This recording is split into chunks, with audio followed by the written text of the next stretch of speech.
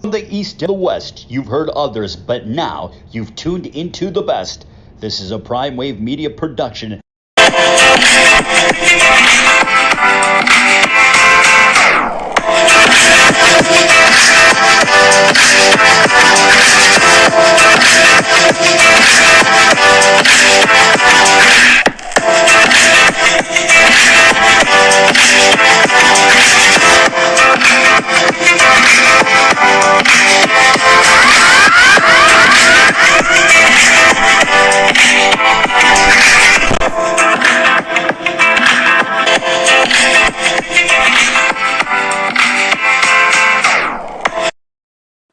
What's up, world? It's the one and only Pop DBIC, the Primetime Capper, and it is time for the premier sports betting show, the Primetime Anglers Live.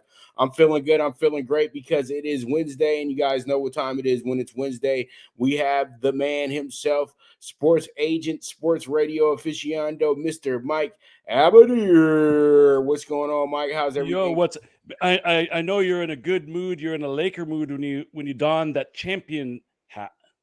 Oh, I'm just over here just wearing a hat. You got that champion ball cap, man. Lakers. That's I a ain't worried about subliminal message here.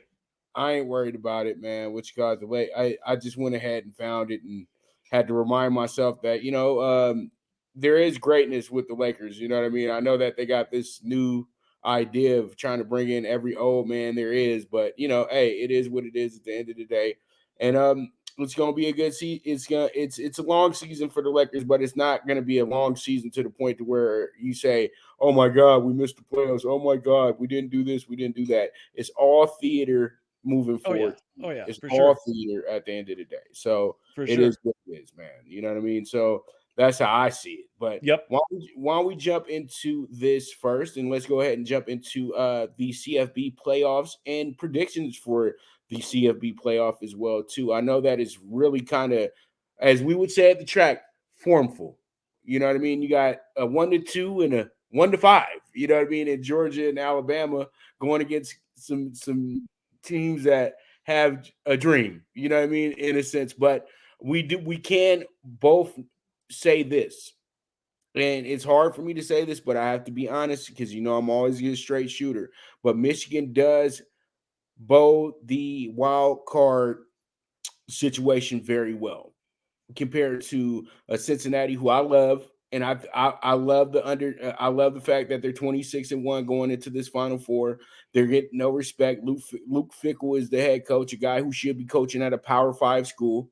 And I think that, Cincinnati has earned the right. So I think we have to respect it. But they drew Alabama. So we already know this is about to probably be a bloodbath. But Michigan, on the other hand, though, they have a lot of things working in their favor because they're going against a Georgia team that proved to us that the offense is middle of the road compared to a stellar historic defense. And when you don't have a good offense that's middle of the road, you cannot trust that team. It doesn't matter how great that defense is. What are your thoughts? Well, I agree with you with your 1-5 statement. I think that Alabama obviously holds all the cards because they're playoff tested, they're championship tested. They're usually there. They're usually there at the end, and recently Georgia's kind of been one of those schools, along with Clemson, that it's going to be one of those two over the last few years that's going to get there at the end as well. Michigan, newcomer. Cincinnati just found out that they got invited to this thing and they don't even know what to make of themselves. Typically, when you have situations like that, what I found is the game is over by halftime. And I think that's exactly what's going to happen here. All apologies to any fans of Cincinnati, but this game will be over by halftime. Mark my word on that. And Georgia is going to show Michigan that they hail from a superior conference. Michigan, though, it's going to be one of those things. What's the point spread on this game? Do you know? Michigan's getting 9.5 and you're getting 14.5, which will probably change. And I'm going to be dead honest with you, knowing how bettors think. They're going to attack that Michigan money line and that Michigan spread like no other. to be honest with you. And I know that Georgia's plan is great, and they played in the CFP a few years ago and everything like that. But Michigan beat the guys that literally are the landlord or pretty much landlords to that Final Four situation in Ohio State. And I think that when you can do what they did to Ohio State offense, you know what I mean, and the way that Ohio State's defense wasn't good. Let's just keep it real. That was always the problem this season with Ohio State, is that the defense always had a little bit of issues. When they were looking good, it was because they were blowing teams out 42-0 by halftime. And, the defense don't have to do too much that day. You know what I mean? Because the Buckeyes walking in there with the Mike Tyson mentality, the fight has already been won. You know what I mean? Because as soon as they walk, as soon as you see that silver, that gray helmet and that red or white jersey, oh, you know what time it is in the Big Ten. You know what I mean? But when you're going against your arch rival like Michigan, a team that you've just been embarrassing for the last 8 years and beat them 17 out of the last 20 meetings, this is the most one-sided 2 decades in the history. So Michigan, I feel, is a team of destiny, and I think that we have to take them a lot more seriously than just saying, oh, yeah, we know that Georgia's in a superior conference. But have they played a team the caliber of Michigan other than playing Alabama? That's my question. Well, I think they have superior athletes as well. Right. I think they have greater depth as well. And I'm going to tell you what I'm going to do, Pop. I'm just going to – you ever like strike a line through a race that, you're like, the jockey fell off. I'm not even going to count that in my handicapping. I'm just going to strike a line through it. Or maybe tried turf for the first time, didn't like it, now it's back on dirt. I'm just going to cross a line through it. I'm going to cross a line through that Ohio State game that you're gloating about. And I'm going to tell you why. Because this is the rival, like you said. There is a lot of emotion that's built up and pent up from the years upon years upon years. Now, consider this. Don't for one second think that Michigan didn't do advanced scouting on Ohio State probably 5-6 weeks in a row, maybe the whole season. So they sent people to every Ohio State game to scout them thoroughly, to know all of their tendencies, from the cadence by the quarterback at the line of scrimmage to what type of formations they audible to, what they run on 4th and short, what they run on 4th and long, you name it, they studied it. And then they know this team really well. It's kind of like one of those things where no matter how good the Raiders were, the Chargers, when they stunk, would find a way to beat them. And no matter how good the Chargers were, when the Raiders stunk, they found a way to beat them. I think that is more in line here because they're division rivals, so to speak, that know each other very, very well. So I'm not even going to consider that game where they were able to ramp up their emotions and lay it all out there. I think now they could get back into reality, which is they're going to play a superior football team and they're going to lose again. And you know what? I'm going to add on my pettiness to it. And you know what? Okay. You must have called God as well, too, to give them that 19-degree wind chill and snow and all that good stuff. Because I'm going to be dead honest with you, Mike. If we play that game in Indianapolis in a dome, Ohio State wins by 20, dude. Yeah. Seriously. The weather had a lot to do with the game as well, too. So, sure. Let's all just say, okay, great job, Michigan, but there was a lot of things that worked in your favor that day. And that's where I totally agree with you with the idea that Georgia may be a bit too much for this team. And we've gotten excited about Michigan in this spot, even in an Alabama game or something like that, to where, oh, Michigan's a traditional team. They'll step it up. And you know what? Tradition just gets thrown out the window and that team just gets manhandled. But I don't see Georgia just scoring 40 points on Michigan like that. That's why I say. Well, Michigan, I think Michigan can backdoor it and get within that 14. That's the line. That's 14, right? 9.5. 9. Okay, yeah. So I could see them backdooring it, being down by like 14, almost the whole game. Being down 17 or even 20, and then they get a field goal, and then they get a garbage time touchdown, backdoor it, something like that. End up losing by 8, by 7. I mean, I think that's a possibility. I could see that happening. And I could see that 9.5 line going up to 10.5 and then losing by 10. Right. So I'm not saying that that's out of the possibility, but I think it's more likely for Georgia to blow them out than it is for Michigan to win straight up. Gotcha. I can dig that. So we move on. Let's go ahead and talk about something pretty fun that's going on in LA. You know, I don't cover LA teams like that. You know what I mean? I try to keep an open mind and everything. But if you gave me a choice to choose between two teams right now, and I know it's kind of blasphemy being you know, how I am with the Raiders and everything like that, I would say, you know, if I was a fresh fan and I just didn't have a team yet and I live in Los Angeles, I would follow the Chargers because they don't have much when it comes to the fan base and things like that if it's not San Diego. And you know what? They probably have the team that you can see being the Kings, not the Kings of LA, but being a team that's going to have a lot of respect in the next 4 or 5 years because they have a young quarterback. They got a decent running game. Then they got one of the best receivers in the league that nobody talks about in Keenan Allen. Then you got one of the best deep ball receivers in the league in Big Mike Williams. And then, dude, they could have, I don't know where they're scouting their tight ends from, but are they getting them from the Lakers or the Clippers or the Kings? Because these guys are 6'8", 6'9", and, you know, and the offensive line might be the only thing that you question with this team. And then you say to yourself, okay, once they get that defense to the point to where that defense can be like how it was when Sean Merriman was playing with the team and the junior Seau was playing with the team of Leslie O'Neal. I'm going to throw Leslie O'Neal out there. Yeah. I bet you ain't heard that name in a while. And Definitely. And by the way, if you're talking about tight ends that are basketball players, how about my man Antonio Gates? Yeah. So pretty much, yeah, Gates is going to the Hall of Fame and all good stuff. So my point being is that you pretty much say to yourself that the Chargers are the more exciting team. And I think that the Chargers are putting themselves in position to really shake up the apple cart a little bit. Now everybody has settled in on Kansas City being back. They're good. Yes, everything is great. But there's one team that beat them very convincingly this season, and that was not named the Titans, but their name was the Chargers in Arrowhead. And I know everybody's like, well, by the time they get to this game, it'll be different. I don't know about all that, especially with the way that Herbert destroyed that defense the first time around. I know the defense got better, but are they going to be better when they play Herbert? That's my biggest question.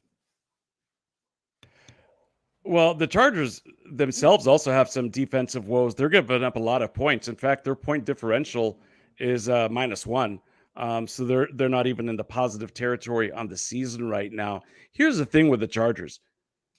Everything that you said is accurate about them, but they're highly inconsistent. Very, very inconsistent team. So they whoop up on the Raiders on Monday Night Football when the Raiders were unbeaten, early in the season, of course. Then they put up 47 on Cleveland when people thought Cleveland was good. And then they get steamrolled by Baltimore 34-6. It's like they weren't even competitive in that game. Okay, they get their act together and play a little bit better, but they lose to New England. That's fine, even though it was at home. And then they eke one out against Philadelphia. Then they lose to Minnesota 27-20. They beat Pittsburgh, and then they get waxed by Denver 28-13. Then they look good against Cincinnati last weekend. So I don't really know what to expect out of them on a week in, week out basis. They can lose to bad teams and they can beat good teams, and they lose to good teams and they beat good teams. It's like all the above has happened this year so far. Very tough team to predict. But I agree with you. I think that they've got something to build on. They've got something that their fan base can be excited about and get behind. They've got a decent product, and at the very least, it's exciting brand of football, right? Right. I mean, Eckler to me is a top 5 back. Like you mentioned, the receivers are top notch. Herbert, exciting young quarterback. Looks like he's going to be here for a while. Their defense got to work on that, but I think you could retool the defense if you have a game plan and stick to it. If you have a strategy and stick to it, and you got the right minds to do so, you could do so. It's harder than to have no clue, who your quarterback is going to be. right? Like half the teams in the league, you know. So I think they're in a good spot. I think they're in a good spot. Now, to answer the question that I see on the screen here, can the Chargers steal the AFC West? Yeah, of course. It's a possibility, right? I mean, they're only one game back from the Chiefs. And like you mentioned, head to head, this is a matchup that could be favorable, as we saw in the first matchup between the two, which was, by the way, at Arrowhead, where they stole that victory. But typically speaking, Pop, these division rivals usually split, and a lot of times they win on each other's home territory, which is kind of the funny thing. So I think they're going to split. And once they do that, it'll be probably too big of a hill to overcome with just a few games left. Well, the Chargers are a game back. You know what I mean? They're a win and a Kansas City loss away from being back in first place. So yeah, I said that they're a game back. But here's the thing: right. They play against them head to head, and if they split, which I expect that they will, then they're going to be 2 back with 3 games to go. But what if Kansas City loses before we get to this game, though, and the Chargers are the ones winning games? Well, that would mean that they'd have to lose this weekend. Right. So we have to really cross that road once we get there. But I understand that everybody's going to love the Chiefs when we get to that game, but I'm just trying to throw it out there that this could be a possible week where, Mahomes ain't going to take care of people, and, Herbert's going to shine. And I just said that all I'm saying is that he crushed that defense. He threw up, what was it like 40 some odd points on them? And I know the defense says they're better now, but let's be honest. The Chiefs have been going through probably the easiest part of their schedule as well too this season. Now I know they played some real good teams within that, but they played against tired teams as well too. So I think that the Chiefs are actually in line for a big letdown very soon. That's all I'm saying. And pretty much I think that the Chargers, when you look at the future, that's what gets you so excited about him. When I look at Justin Herbert, I get glimpses of John Elway. I know that sounds crazy, but John Elway used to go about the game the same exact way that Herbert goes about the game. It don't matter what the score is, whatever it is. I'm trying to get this team in the end zone by any means necessary. So that's the one thing that I said that you can get excited about with the Chargers, that they have a quarterback that's actually like a quarterback that you can really trust. I don't think that Phillip Rivers, you could trust him maybe the first 5 years, but once you realized who he was, you knew that you was getting the Groundhog's Day of all quarterbacks. You knew what to expect with Phillip Rivers. Phillip Rivers was a great stat quarterback, but on leading teams to actual big wins, nah, that wasn't him. But Justin Herbert is different, and I just think that that's absolutely incredible that the Chargers have a quarterback like this for the first time since like a guy like Stan Humphries. You know what I mean? A guy who just go out there and go ball it up and everything like that. But all in all, though, the AFC West, I say the Chargers, but I say this is the toughest division in all of football other than the AFC North. You got 6-6 with 2 teams. You got 8-4 and 7-5, man. So this last 6 weeks is going to be really tough in the AFC West, regardless of who you are. Everybody's beating everybody. Where you got the Raiders beating the Broncos beating the Chargers, the Chiefs beating the Raiders, and the Chargers beating the Chiefs. You know what I mean? And it's a fun show to watch in the AFC West right now because it's highly competitive. But I just really feel like if any team can steal a division right now, after that great performance last week, it has to be the Chargers, man, because that was just incredible. Everybody was in love with the Bengals. They're already giving the Bengals, they're already putting the Bengals in the playoffs, all this good stuff. And then they forgot that they had a game on Sunday as well, too. So, I think that the Bengals have showed us that they might be a team that is really good right now, but they might not be ready for the playoffs as of yet as a full unit. Yeah. So what's going to happen is this. Okay. This weekend, the Chargers play the New York Giants. They should probably win. The Chiefs play the Raiders in Vegas. Chiefs will probably win. No, they're playing them in Kansas City, boss. They played them in Vegas. Oh, excuse me. I read that wrong. Mm-hmm. Even more so than that they're going to win. So the week after is the Chargers Chiefs game on Monday Night Football. On Thursday Night Football. Okay. They need to flex that.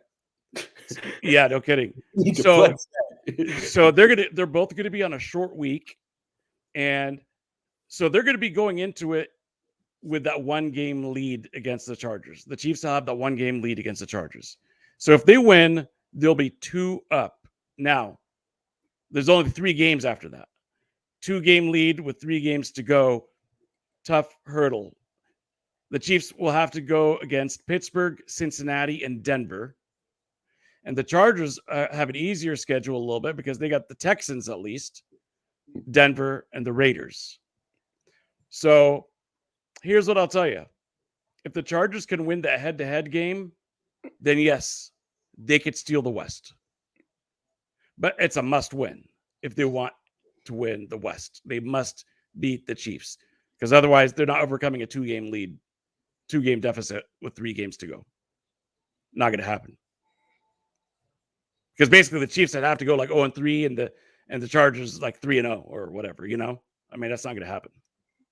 Well, as I always like to say, even when I was coaching and things of that nature, I would say we got to take care of our business and everything will fall in place with the way that it needs to. You know what I mean? So the Chargers, that's exactly what they need to do. But this is going to be a tough climb for all these teams at the end of the season. And since Mike wants to be so guaranteed and so it's a lock with the Chiefs, you just showed me who my dog bet of the week is going to be this week. Because if you're talking like this, then I know 95% of the bettors are going to be all over the Chiefs come Sunday. So I don't know about that. I'm usually the contrarian. So I go against the public. Right. So, what's called, I think, and, last time the Raiders was in Kansas City, they did win the game. But you know what? The Raiders were different with Gruden. You know what I mean? I know. Well, that's why they're in a tailspin, man. Gruden, but Bisaccia is terrible. Like, he should not be. See, this is where Mark Davis has to really figure out a way to sell the Raiders or somewhat get out the way. Because the thing is, nobody would have hired Rich Bisaccia over Tom Cable, over Gus Bradley. These guys have been coaches in the NFL and have won in the NFL. You know what I mean? So why would you go to a guy who's a special teams coach who's like literally his highest rank is here as a special teams coach? You know what I mean? Because you know that you got a lame duck coach that you can go ahead and fire. If you go bring in a Tom Cable or a Gus Bradley, they'll mess around and probably be your permanent head coach. You know what I mean? Because they would have put the Raiders in a better position, in my opinion. You know what I mean? Yeah. And I just think that Bisaccia, he makes a lot of amateur decisions. You know what I mean? Like you kind of coaching like a peewee coach. You know what I mean? You're not coaching like an NFL coach. You know what I mean? And it's really affecting the Raiders right now because they're too topsy-turvy. They're too back and forth. You know what I mean? So, yeah, it is. Yeah, and look, their season. The Broncos are just smoke and mirrors. 3-0 start. That's all you can say. And after that 3-0 start, this team is very, very even. They're 3-6 since that point. So, sorry, TV people, don't get too excited about the Broncos. Yeah. Well, look, the Broncos are not. I never for one second thought that they were contenders for the division or even for a playoff spot. Right. I wasn't buying it whatsoever. Right. But I thought that the Raiders could have been a potential playoff team. But look, they went through this crazy tailspin. It wasn't just Gruden. I mean, there's the Ruggs DUI manslaughter situation. That shook them up, right? And keep in mind, the Gruden saga lasted a couple of weeks because first the story about the emails came out, and then he had to go into the locker room and patch things together and calm everybody down and apologize and all that kind of stuff. And then a new set of discoveries in those emails came about, which led to his firings. So these guys had to deal with it multiple times during a couple of week period. And then boom, they got to deal with the Ruggs situation. They've had injuries, right? Jacobs has been kind of banged up a lot of the year. Drake now is out for the year. They haven't had like a solid, healthy, stress-free, drama-free season, to say the least. Understood. And you know what? We'll leave it at that. One more thing real fast. They're kind of wasting, unfortunately, Carr's prime. Right. I think he's the most underrated quarterback in the NFL. And his talents are being wasted, man. It's really a shame. Yeah. And you know what? And then they're having they're kind of trying to have a back and forth on how should they pay him. Hey, Mark, stop going to Buffalo Wild Wings and listening to Jorge and Dennis because they've been 20-year ticket holders with the Raiders. They don't know anything about running a franchise, okay? So stop listening to these people, okay? Because this is why you keep making bad decisions, like having LE Giant be your sponsor to a stadium and they're bankrupt. Come on, man. They don't even fly out of LA. What's wrong with you? You could have got. I'll tell you what, man. If I am the 49ers, yeah. If I'm the 49ers, I put together an attractive offer for Carr. So they already just move on from Trey Lance, you think? I don't think they're that impressed with Trey Lance. If Trey Lance was really good, he would have been the starter already. Trey Lance is like Hill from the Saints. Like he's best. He's going to be a good secret weapon. Just use him as that, man.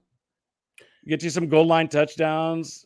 Keep the defense on their toes, off balance. He could be a great weapon. Like why do we have to get these guys and expect them to carry the whole load? Like, why not just isolate them and put them in the best situation to execute? Right. Like, what's wrong with that? I don't think that's a waste of a first-round pick. Mm-hmm. If you use them right, why not? Right? If he gets you 2 or 3 game winners in the year, that's the difference between being a winning team and a losing team. A couple goal line touchdowns or something like that. Some important first downs to keep the ball control. Time of possession. Hell, man, I would be all for that. Peep this, though. You said that you're getting Hill vibes. That's a compliment to me. I'm getting Josh Freeman vibes. Ooh. He has the same build as Josh Freeman, the same type of idea they had about Josh Freeman. And Josh Freeman wound up being an absolute monster bust. They don't even talk about that guy anymore. Well, the thing with Hill is he also has the luxury of having Peyton, who's smart enough to know how to use him in the way that I'm talking about. Mm-hmm. See, and Hill's cool. Like, Hill can be a starter, and he's got a few games under his belt, right? He could have been the starter this year once Jameis went out, but I think Peyton looked at it and was like, you know what? He's more talented than Simeon, but I think if we start Simeon and use Hill as a secret weapon, we'll be better off. And I think that's what they did. Yes, sir. So, man, good stuff with that. Real quick, Mike. Real quick. We don't have to go too far into it because it's still early in the year. At this point, who do you have as the NFL MVP?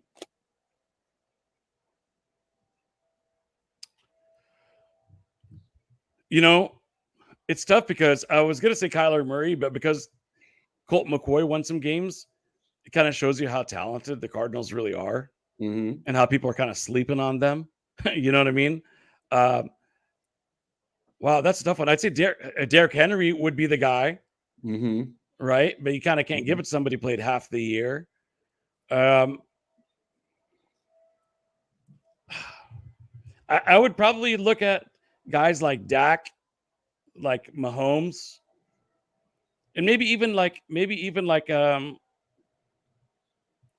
a couple of skill position guys. But ultimately, I would hand the trophy to Taylor, the tailback for the Colts. And that's probably the most slept on player in all of the NFL. I think he's carrying that team, like in a big way.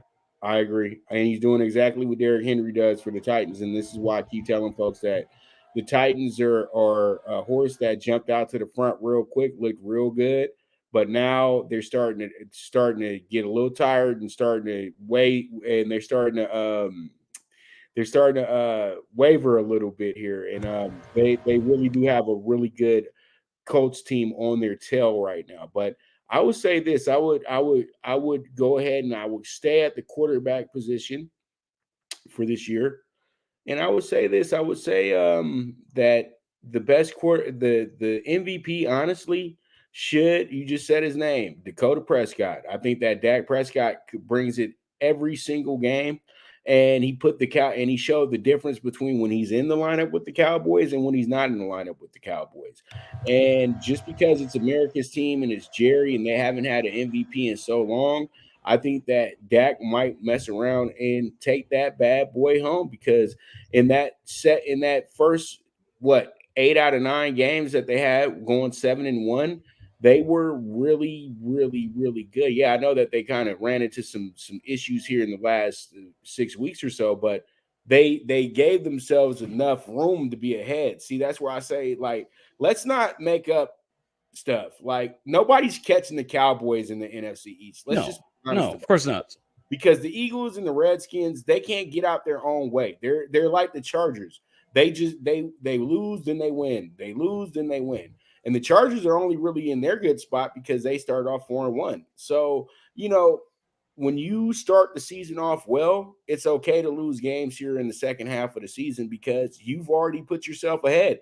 And I think that right now, I think that Dak Prescott honestly needs to be the NFL MVP. It would be incredible because he's a guy that had an injury that most guys would never want to come back from, to be honest with you. Totally agree. Yep. And so with that, let's go ahead and jump in. With that, we're going to take a quick commercial break so Mike can sip on some Diet Coke real quick. And we'll be right back. And then when we get back, we're going to be talking about some NBA Wednesday night. I look forward to talk about this, brother. So you guys stay tuned. This is the premier sports betting show, the Primetime Angles Live, with the one and only Pop DiBiase, the Primetime Kappa, and Mr. Mike Abadir. Good News Only Racing Club, led by the legendary Doug O'Neill, the trainer of 2 Kentucky Derby winners and I'll Have Another and Nyquist. Also trained 2-time Breeders' Cup champ Golden Sense, who are just a part of a long list of thoroughbred champions trained by Doug O'Neill. The Good News Only Racing Club has a young core of horses to look out for in Dennis's Celery, Irish Heatwave, and Notre Dame, just to name a few. Win the day every day with the Good News Only Racing Club, a proud sponsor of the NFL Bet Exchange. From the East and the West, you've heard others, but now you've tuned into the best. This is a Prime Wave Media production.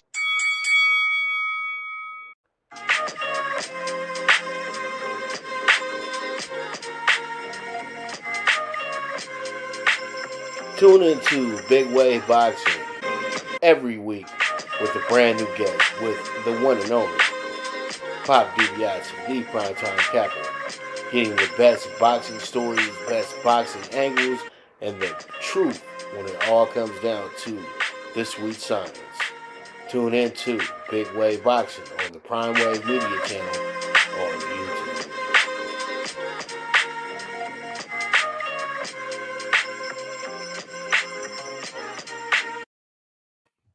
All right, we are back, and let's go ahead and jump into the state of the Lakers. And the Lakers won their 13th game of the season last night. 25th, it was their 25th game of the year as well, too. So we are 1/4 down pretty much with the marathon to get to 82. And out of the first 25 games for a team that didn't know each other, they have a winning record. So, I know that 13-12 doesn't really get people excited, because we have a real discrepancy in a fan base with the Lakers. And I hope you know that, Mike. We have people like myself who are real Laker fans. We'll be with you good, bad, and the ugly. And then you have these, what I like to call parade watchers. They only show up when the Lakers are really good and going to the NBA Finals and being the talk of the NBA. That's when they show up and, I'm a Laker and blah, blah, blah, blah, blah. But before they came back over to the Lakers, they were with the Warriors. And then before they were with the Warriors, they go over there with the Heat. And I'm just like, these are the people that keep, let's fire the coach. let's bring in this imaginary superstar that we have no assets to get, but we can get him because we're the Lakers. You know what I mean? You don't have Jerry West isn't sitting in that front office anymore. Not even Mitch Kutchbeck. Rob Pelinka is not a good GM. Let's just all just admit it. He's not. He's an agent. No offense to my agent brothers, because I love agents, but come on. You know what I mean? And he's really just Kobe's best friend, and that's why he got the job. You know what I mean? Let's just be honest. Let's just be real about it. Because they had this idea in the back of their head that Rob would be the general manager. And eventually, when Kobe was going to be, before he passed, eventually when he got done with coaching his daughter, he would be hired as the Lakers head coach. It kind of does. It kind of makes a little bit of sense, don't it? And that's why he put Rob Pelinka in place. Because, you know, Jeannie he has a good face. He reminds me of Rob Lowe. You know what I mean? And, you know, we can't just be hiring people because they got pretty faces, dude. Seriously. And I think that you need to really look at him at the end of the day and say, you're the one that's deciding on this roster, and you're the one that lets a player tell you how to run your team. You're not a good general manager at all. No. At all. And, you know, I'm going to keep it real with you. The Lakers are in this position right now is because they let LeBron James have way too much say. To me, Magic Johnson earned the right to do that. Kobe Bryant earned the right to do that. You did not. You played for other teams for 15, 16 years of your career when you came to us on some, I'm just here to be an actor now. We didn't need you to come over here and makeshift the team because now we have Lonzo Ball, who's going to be an all-star. Brandon Ingram's going to return to the all-star game next year as well, too. Julius Randle, possible all-star as well, too. Jordan Clarkson wins Sixth Man of the Year. Should I just keep going on? Because the Lakers are in this position because they're listening to people that they don't need to listen to. They already put themselves in the right position. LeBron, you either get on or get off. That's what they should have told him. But when you got Magic up there, like, I got to have LeBron. He's my boy, and blah, blah, blah, blah, blah. And then Magic loses his job at the end of the year because they can't deal with you want to bring in every superstar because you don't know what you're doing. So, you know, let's stop using names and faces, and let's get somebody in here who really wants to put together a winner. Let's just look at history. We're not even talking about like far back history, Pop. Just look at all the teams that have won the championships over the last like decade, 2 decades. You know, it worked out in the Heat a little bit, I guess. I mean, because they did win a championship and they got to another. But for the most part, assembling these all-star teams, I don't think is the way to go. Most of these teams that have good runs have homegrown guys, right? Even OKC, they didn't win it, but when they had homegrown, when they had Durant and Harden and Westbrook, they were like serious, serious contenders for a while. The Clippers, when they had their homegrown guys, serious contenders for a little while. The Warriors, you know, with Curry and Thompson and Draymond and all, most of the guys on that roster were homegrown guys. I could go on and on and on. It's not common that you could put together a team and have chemistry and win, especially when they're aging like this. Kind of reminds me of, remember about 20 years ago, they tried it with like Malone and GP, and they had like an old roster of all-stars and guys who were pretty much like at the end of their career. It sounds nice and they're cool names, but this whole situation has messed up Anthony Davis. Dude should be like a top 5 player in the league, but he's not. But he should be. I don't know, man. I agree with you. I think it starts with the GM and the roster construction. I don't like how they put this team together. I don't think that they necessarily have great chemistry. And, I don't know. I don't think they're going to make like a deep run. They're going to get to the playoffs. They've got too many, Hall of Fame type players not to, right? But they're an aging team, Pop. And you kind of need to have that youth inserted somewhere in there, like the names you mentioned, Clarkson and Lonzo and all these guys. Good, cheap, first contract talent. That's what gets you there, man. Then you add the free agent pieces. Right. And see, the biggest part about that group of guys, they love being Lakers. So once the winning started, they didn't need to get paid a exuberant amount of money. They would have stuck around for whatever the Lakers would have offered them. And this is a big piece that the Lakers lost, and he's very irreplaceable. Alex Caruso, Mr. Everyman. Now he's in Chicago. Chicago is the best team in the Eastern Conference right now. And it's not because, he's going out there scoring 30 points a game. He does the little things to help you win basketball games. The Lakers don't have one player like that on the roster. Yeah.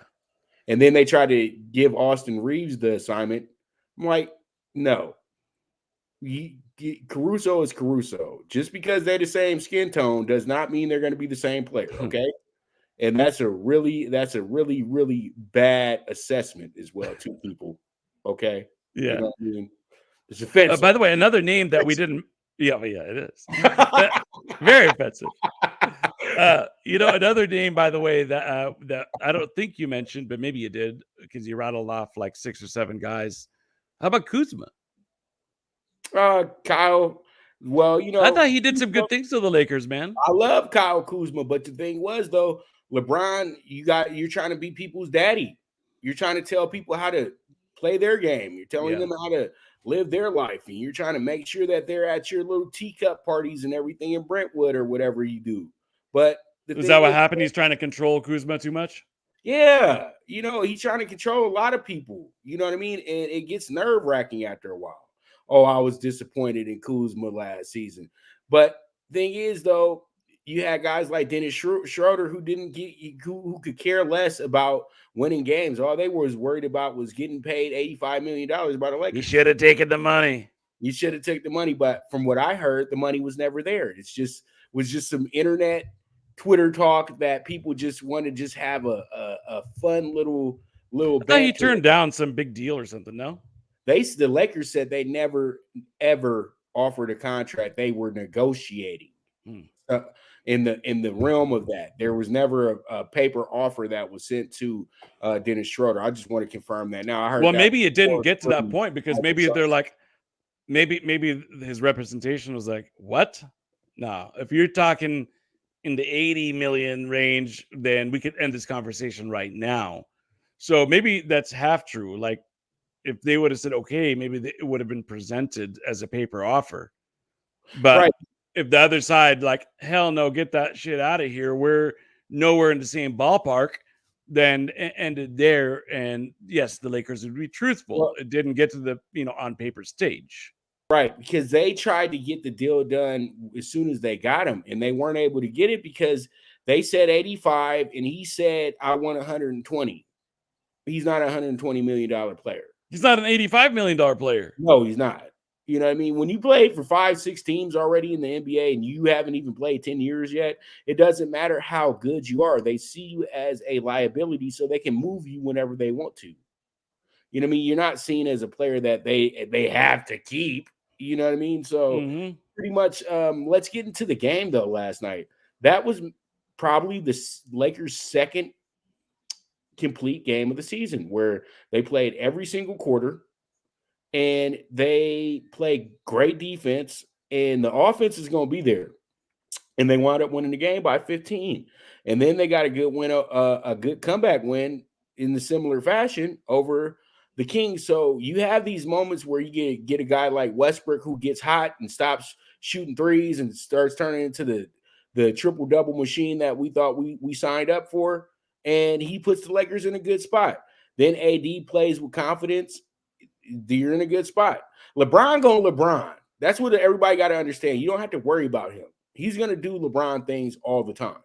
But the two guys that have to be good every single night, AD and Russell Westbrook, it's that simple. You know what I mean? And then another guy who has to be really good every night. And I think that he's got off to a good start when he came back from injury, but he's kind of tailored off a little bit. And I think that it's starting to become like, why are you starting now? THT. I think the Lakers are stuck starting at THT right now because they don't have that true 3 or 2 that they can play. Because Avery Bradley has no business starting. He's a much better bench player than a starter. You know what I mean? They got to figure out a way to put this lineup together right. I would rather see a guy like Malik Monk start. I think that if you give him the starter, he doubled Bradley's scoring output yesterday. Right, he'll be much better. You know what I mean? Like, because he's out there with the big dogs, and because every time he's playing with the big dogs, he plays good. But you put him out there with the Bazemore and Howard and all these other people, he's just out there. You know what I mean? But I think Malik Monk has to get more time because he's been real key to a few victories this season as well too, and he has to get starter minutes. He shouldn't be. It shouldn't be a switch. What do I want to say? It shouldn't be all this back and forth between him and THT and Bradley. You just have to set it in stone what it's going to be. So I would really love to see Kemba Walker get waived and the Lakers pick him up. Now, that's a name that I can throw out there and say, hey, that would be helpful because he could take a lot off of Westbrook. It's funny you say that, man. I was just thinking about him right before you said it. I swear. He could take a lot off of Westbrook's plate by being the natural point guard and letting Westbrook play like he did at UCLA and be a combo guard.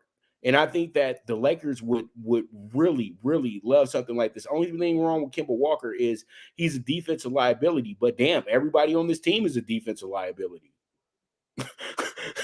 Seriously, including the king himself.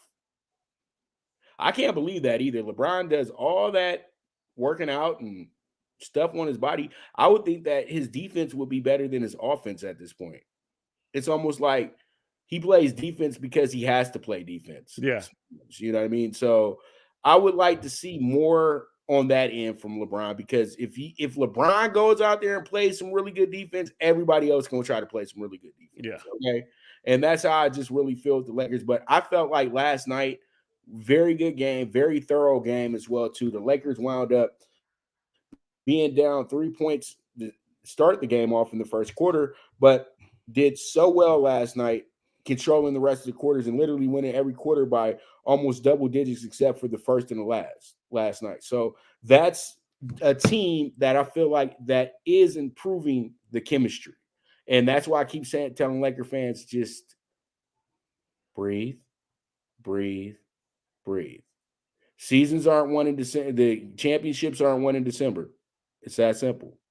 And you got to give the Lakers a chance. Everything starts after Christmas Day. This is extended preseason, okay?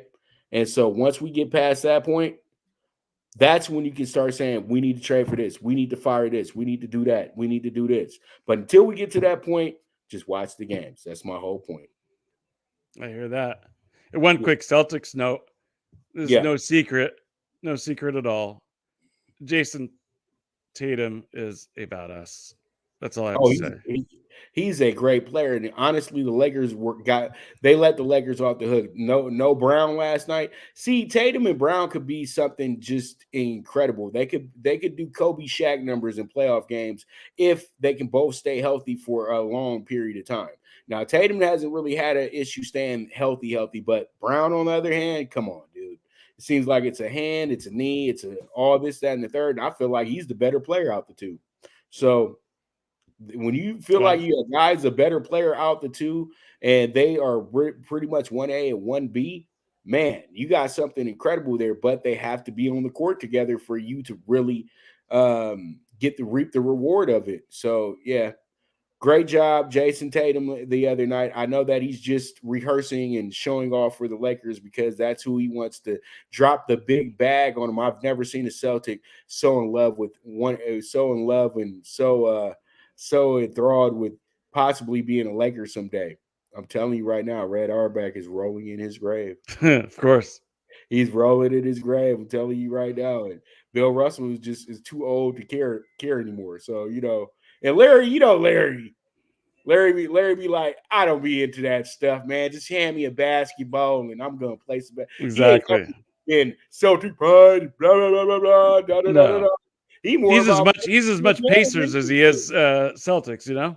Right, he's more about French Lick, Indiana than anything. And Indiana State, you get to talking to him about Indiana. Oh, Larry go crazy about that, but you get to talk about the stuff. Yeah, it was cool, but I think it was the fans that kind of annoyed him a little bit because they said that they would be on Larry. There would be 100 people across the street from Larry's house, just taking pictures, looking at him mow the lawn. Like, come on, man, go. Yeah, come on, dude. It's Saturday.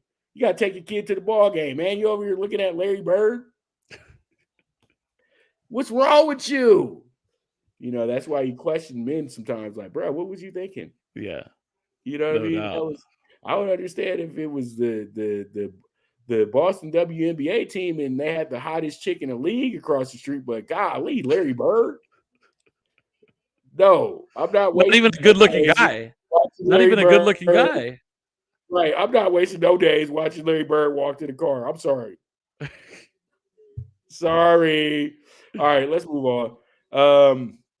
Good night in the NBA tonight. We got a lot of games, Mike. So the first one is, I would say, probably the best game of the night in the Eastern Conference, and this is going to be the Cavs and the Bulls. And we got the Cavs in here as the favorite tonight. Reason being is because DeMar DeRozan is out health and protocol.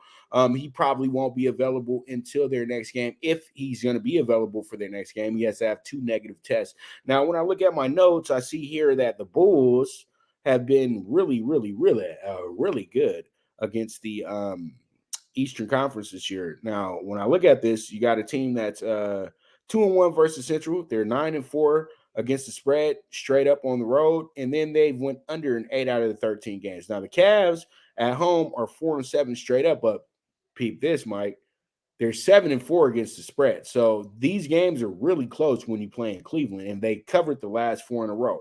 But the biggest problem with the Cavs as well, they've also lost their last 4 out of 5 home games as well, too, even though they've been covering and all that good stuff. And then they have went under 7 out of 11 games that they played at home, and they're 1-1 against the division. So when I look at this game, I really do see another really good game for the Cavaliers tonight. I don't know if they win, but the Cavaliers have a tendency to keep games close. And you can do that when you have 2 7-footers eating up all the rebounds, man. I'm telling you. And altering all the shots. So when you go against Cleveland, especially when you pull up in Cleveland, it's a tough game for anybody in the NBA. Nobody has blown the Cavaliers out at home at all this season. Like, no 20-point blowout. The Bulls are off to a really nice start.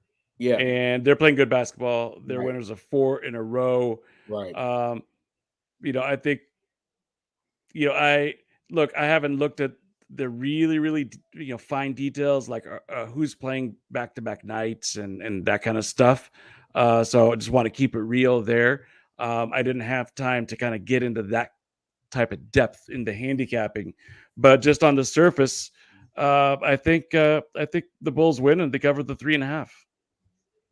Well, I think the Bulls, without DeRozan tonight, with the way that the Cavs play defense, this is going to be a tough ask for them tonight. But they can win the game. But I'm thinking the last division game that the Bulls played, they got absolutely wiped off the floor by the Pacers. So we'll see how it goes. I know that they've won their last 4 in a row, but I want to see what they can do in a back-to-back situation without DeRozan. So I like the under more than anything tonight in the spot. I think that's the right on. That's the safe play here, and that's where I'm going tonight. And this one is with the under. So we'll see how it goes. We'll see how it shakes out, and we move from there. So let's go ahead and jump into our next game. It's going to be the Bucks in the Heat. And this game is going to be the ESPN showcase game and everything tonight. So you have the Bucks who just blew out this team by 22 points, but riddle me this: you have the Heat who beat the Bucks in Miami early in the season, and they went ahead and they got themselves a good 32-point victory. So these teams are pretty much even on blowouts. So they've traded blowouts left in both of these games. Now, when I see my notes, I have the Bucks 7-5 against the spread and straight up on the road. They're even in their 12 games when it comes to the over and under. Now, when it comes to straight up versus the East, they're 12-6, 9-9 against the spread, and they've went under in 10 out of the 18 games they played against the Eastern Conference. Now, the Heat come into this one 6-4 against the spread and have lost their last 3 home games in a row. And then we have the over under with them going under in 5 out of the 10 games, but they do have a push in this one as well too. And then when you look at them against the Eastern Conference, they're 8-5 straight up, 7-6 against the spread, and they've went under in 8 out of the 13 games that they played. Now, with this being their third matchup of the season, these guys are familiar with each other. Both the first games were the 2 games were blowouts. Each team getting a blowout at home, okay? And so I feel like tonight, I know that Miami's kind of going through it a little bit, but this is the type of spot where the Bucks are going to get overbet, and I feel like the Heat will keep the game close. I like them with the points tonight. I support everything that you just said. Perfectly laid out. Very, very logical. Yeah, I'll take the points, man. I think that these two teams are very familiar with each other also, and they compete real hard against each other. This is like, it's not like a Yankees Red Sox rivalry type thing, or Giants Dodgers, right? Or Raiders, Chargers. But this is kind of becoming, what's that? I said Raiders, everybody. Raiders, everybody. But yeah. this is kind of like a nice kind of under the radar type rivalry these last couple of years. I kind of like it. I think it adds some intrigue mid-season, and the NBA kind of lacks some of those. You know what I mean? Because the Knicks and Celtics, they haven't been good at the same time. The Knicks and the Sixers, the Celtics and the Sixers. You don't have a lot of these rivalries that have really lasted long. The Kings and the Lakers, that was a lot of fun for a period of time.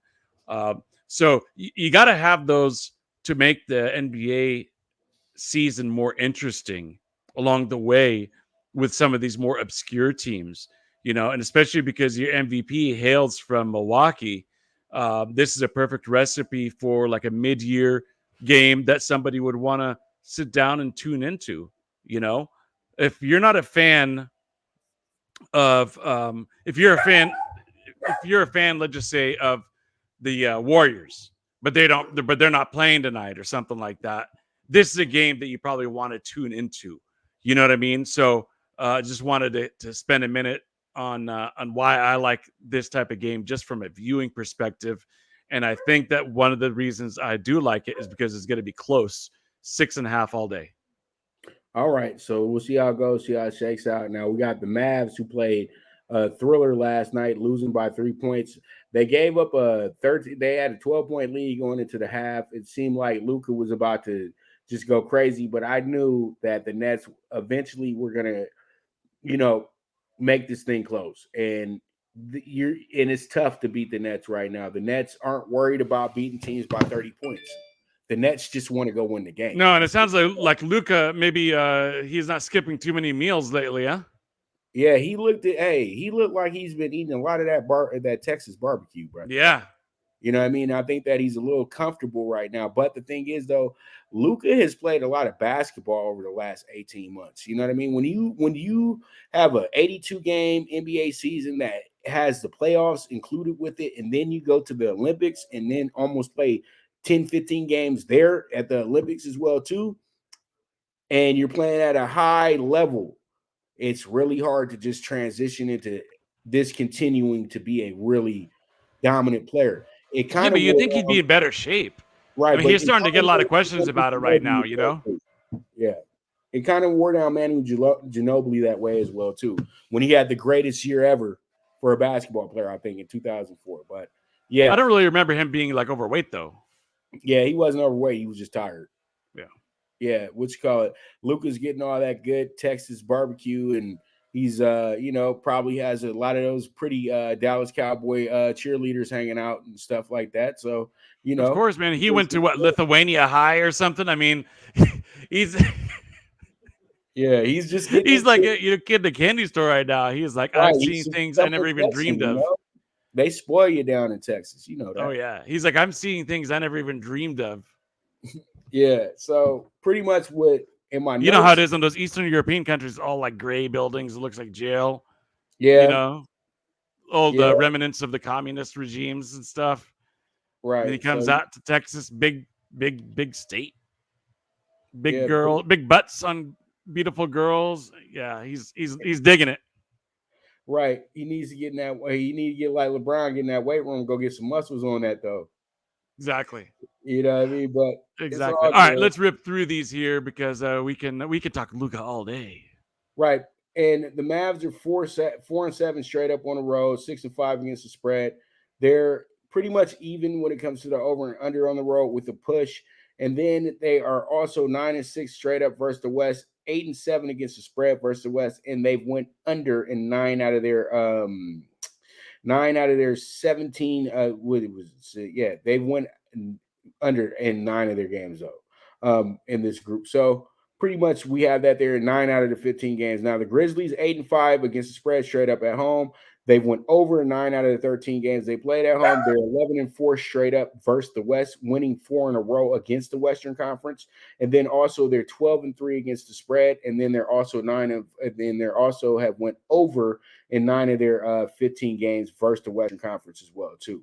But what I'm going to do here tonight is I have a Mavs team that's been having a real issue winning at home. They've lost their last 5 out of 6. 5 of those games were at home. The one game that they did win was on the road. They're going to get some get back from what happened Saturday night against the Grizzlies. They wind up getting the victory. That is my dog of the day at plus 130. Give me the Mavs. Let's roll. Oh, wow. Okay. No Morant either. No John Morant tonight either. So that's going to change. It's going to go down to a pick 'em. Okay. I could go with that. Yep. Initially, I was going to say no touch. I didn't know that he was a scratch for tonight. Mm-hmm. So I like your selection. Because, I had 3 other teams I had kind of circled as dogs of the day. Even Chicago was included too.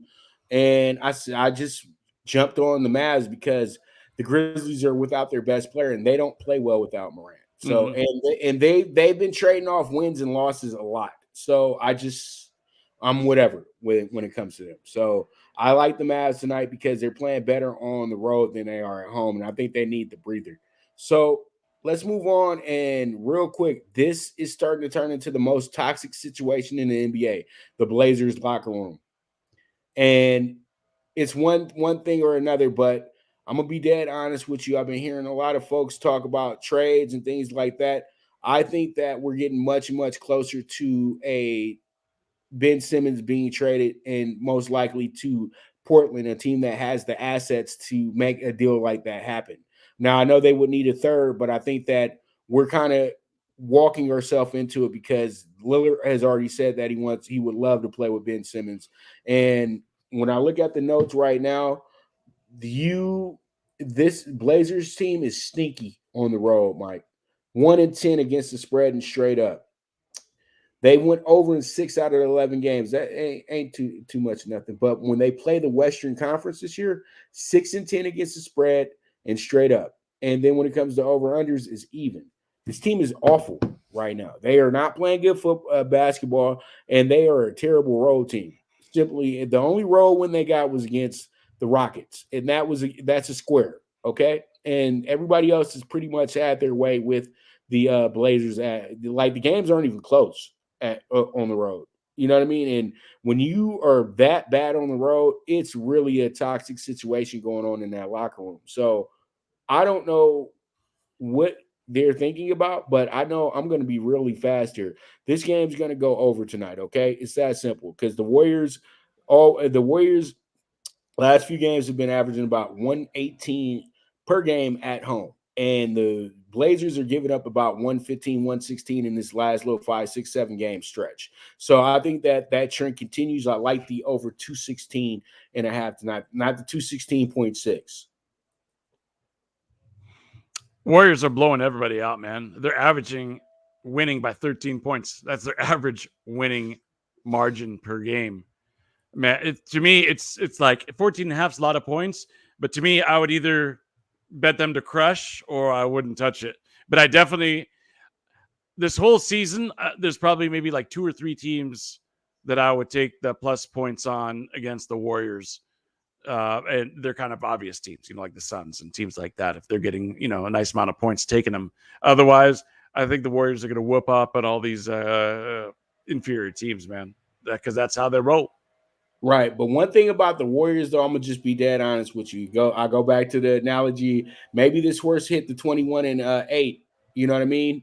Them and the Suns, because the way that the Western Conference is so middling, that's not a good recipe later on in the year for, but it's good that you get all your wins in now. You know what I mean? Because the Warriors are playing dynamic basketball. Only reason why I say this is that I don't see that 73-9 team over there, though. That's the whole thing, because that team was different. And when you don't have Kevin Durant anymore, I know that you're going to have some days where things are going to fall apart a little bit. And I think that they did them a favor on how the schedule is working out in a sense as well, too. Even though they do have a lot of good quality wins, when you look at all the games that they played, 24 games, I would say at least half of them been against some of the worst teams in the league, to be honest with you. So I think that they are just a very good. They're taking advantage of a very good time of the year. And everybody's going to get that point where they get about 10, 15, 20 games where they're going against teams that are just going through it. And I feel like the Warriors just keep catching teams that are going through it. And like you said, it's right at this point right now, there's only about 1 or 2 teams that could even cover against them.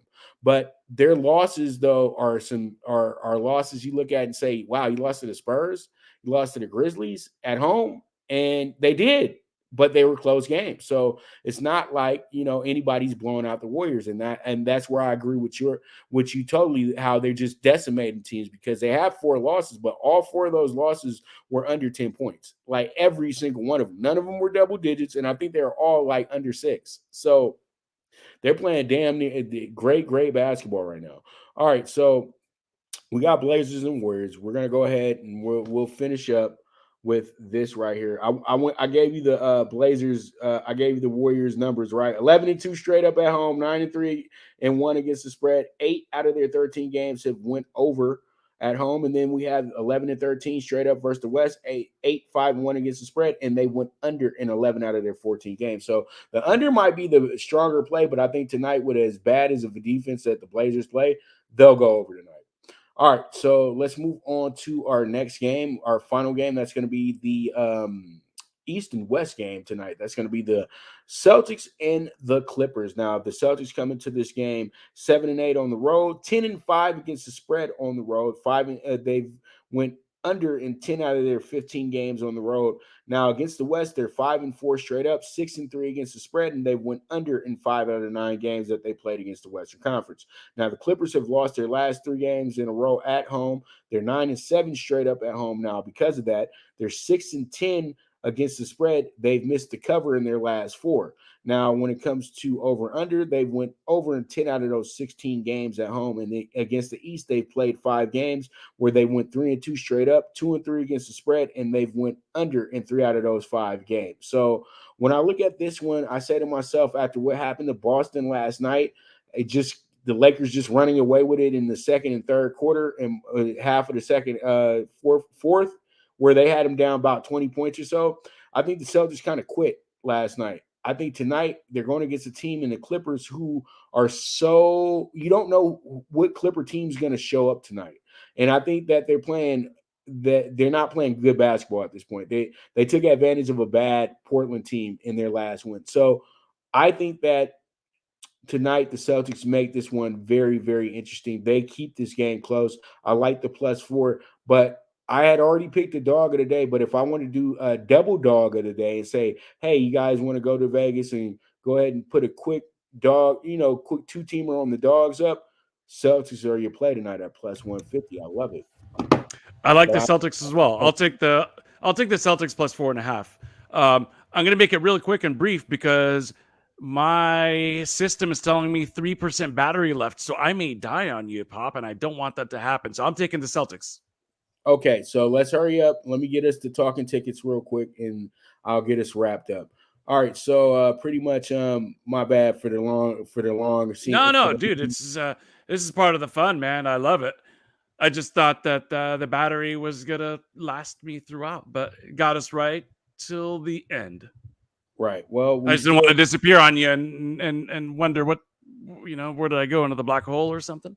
So What do we got? 40-1 tonight? 38-1? We got 2 tickets tonight. We got a 60-1 in college basketball, and we got an NBA, and we got a 30-1 in the NBA. We got Northern Kentucky. They're in a good spot tonight. They're at home, 6.5. West Virginia is in a very 50-50 game with UConn tonight, but I like West Virginia because they're the home team tonight. Indiana has my favorite player in all of college basketball right now, the big man, plus 4.5. I know Wisconsin's going to be a tough out for anybody all season when you go to Madison, but I still like Indiana in the spot to cover in this game. Love St. Bonnie's in their game as well, too. They're at home. They play lights out at home as well. Then I got Dayton as my dog today. They're in a spot where they should be able to win that game. I love them at plus 155. And then I'm going to rock with Little Rock, Arkansas. Plus 14, home doggy dog, and they're going against Missouri State tonight. So this is a 60-1 ticket. Single what you like. Now in the NBA, 30-1 tonight, under 212 with the Bulls and the Cavs, and that is going down as we speak. We have plus 6.5 with the Heat. Me and both Mike are on that one as well too. We got the Mavs plus 130 tonight with the money line, and also we have the over 215.5 when it comes down to the Blazers and the Warriors. And then we end off everything with the Celtics tonight with the plus 4. Mike's going to add on the hook with the plus 4.5, and I'm going to tell you like this: go ahead and get yourself a daily double doggy bet tonight, and see if you can go ahead and hit something with the Celtics and the Mavs. So we'll see how it goes, see how it shakes out. Mike, any final words before we wrap this thing up? Love it, man. It's good stuff as always. Thank you for the invite. I hope that you could join me tomorrow. I will. I was going to tell you right now, I'll be on your show tomorrow, and we will talk about a lot of things that we need to talk about, specifically what happened at Santa Anita as well too. I know I didn't mention it. Yeah, on we'll get to that and much more. No doubt. Me and you will talk about it on your show tomorrow. And maybe if Gino's there, I would love to hear what he has to say, because I know that he's I know this about Gino before I, start really talking to him and everything. But I used to know, he was on TV, everything that's going on. Gino and Bob Baffert are pretty cool. You know what I mean? So I wonder if Gino has any intel on what's going on with that one. Because, when Gino had his cancer situation, Bob actually sent stuff, and didn't he come visit as well too? So I know that Ahmed Zayed did. I know Zayed was really behind Gino. Yeah, so Gino has a lot of people. But yeah, we'll wrap about it all tomorrow, man. I'm excited to hear your take on it. All right, man. Sounds good, brother. Then, all right, thank you to all the listeners and viewers out there. Thank you, Pop. Yes, sir. I'll see you tomorrow. All right, sounds good. You guys make sure to tune into Mike Abadir's show tomorrow, Voice America at 4 p.m. Pacific time, 7 p.m. Eastern time. And you guys, I will be on the show with Mr. Abadir tomorrow, so you guys make sure to tune in for that. So, as I always say, bet with your head, not with your heart. Bet with your head, not with your heart. If you got a hunch, bet a bunch. The movement is moving. This is the premier sports betting show, the Primetime Angles Live. I'm your host, the one and only Pop DBIC, the Primetime Kappa, and my man, the one and only Mike Abadir, and we are gone.